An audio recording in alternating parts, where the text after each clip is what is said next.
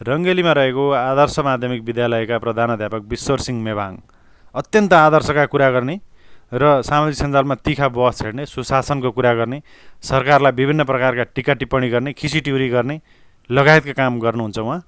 तर उहाँको विद्यालय भने अहिले अत्यन्त नाजुक अवस्थामा पुर्याउनु भएको रहेछ। कक्षा 8को नतिजामा 61 जना सहभागी भएका थिए, 60 जना अनुत्तीर्ण भयो भने 1 जना विद्यार्थी उत्तीर्ण भएको छ। यो नतिजा पश्चात उहाँले विभिन्न प्रकारका टिप्पणी गर्नुभएको छ कि यो सिस्टमले गर्दा यसरी निल हुन गयो। तर एउटा प्रधानाध्यापकले एउटा विद्यालय पुरै निल हुँदै गर्दा आफ्नो जिम्मेवारी कति भनेर पनि अझ पनि बोध गर्नुभएको जस्तो मलाई लागेन।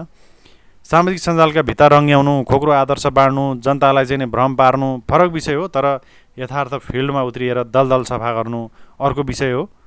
तपाईलाई जसरी जनताले चिनेका थिए, हिरोबाट तपाईँ जिरो हुन टाइम लाग्दैन यदि तपाईँको कर्म गतिलो छैन भने। त्यसैले तपाईँले सुधार गर्नुपर्ने पक्ष धेरै थिए, तर तपाईँ सामाजिक सञ्जालका भित्तामा आदर्शका कुरा रङ्गाएर आफू त चर्चित हुनुभयो।